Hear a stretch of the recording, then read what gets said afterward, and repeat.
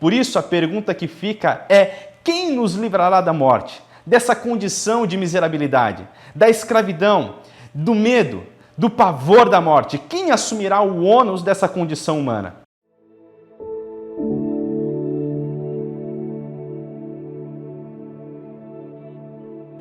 Hebreus, capítulo 2, versos 14 e 15 diz que os filhos de Deus são de carne e sangue. E porque são de carne e sangue, o Filho de Deus também assumiu a carne e o sangue, para resgatar a tantos quantos quiserem ser resgatados por ele através da sua morte. Porque é justamente isso que ele faz.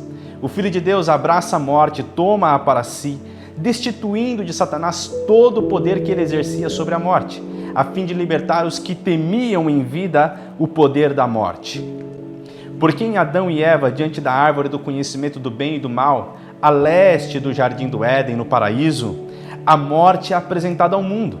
Mas não apenas a árvore do conhecimento do bem e do mal, mas também a árvore da vida. Isto é, Adão e Eva estão diante de duas árvores que bem representam vida e morte. E ao invés de escolher vida, escolhem a morte, escolhem dizer não a Deus. E com isso gera a sua imagem e semelhança filhos que vão viver debaixo dessa condição de morte, que vai condenando todos quantos não são capazes de responder a Deus mediante a lei. Por isso a pergunta que fica é: quem nos livrará da morte, dessa condição de miserabilidade, da escravidão, do medo, do pavor da morte? Quem assumirá o ônus dessa condição humana? Então vem Hebreus, capítulo 2, versos 14 a 15, diz: Jesus, o Filho de Deus, o Filho que assume a forma humana, que se coloca em pé de igualdade com o homem, que nasce do ventre de uma mulher, que cresce em uma cultura judaica, que carrega em si uma história de uma nação eleita, que é o Filho não só de Deus, mas inclusive de Abraão. Sim, é em Jesus que a vida é resgatada. É nele que somos aliviados dessa condição de morte. O que Jesus está dizendo é: quem quiser vencer o poder da morte, venha comigo. Se permita ser transformado à minha imagem e semelhança. Se permita ser mudado, ter a minha vida impressa na sua vida.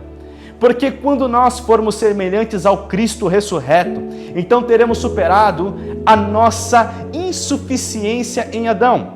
Porque é só no Cristo ressurreto que somos libertos, que superamos a nossa finitude, a nossa condição de morte.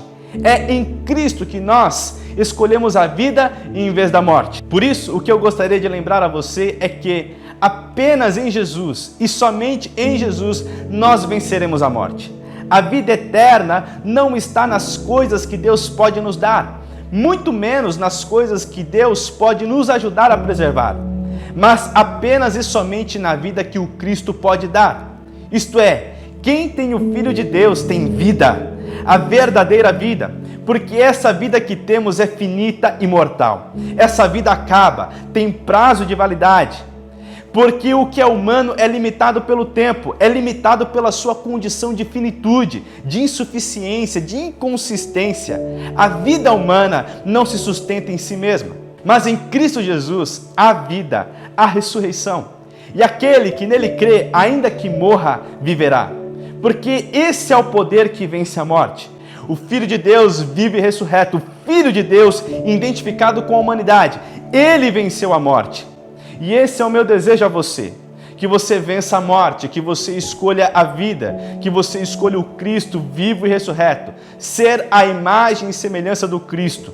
Por isso, não tenha medo da morte, mas lembre-se que o Filho de Deus venceu e convida a todos, juntamente com ele, a vencer a morte, seja em vida ou na ressurreição.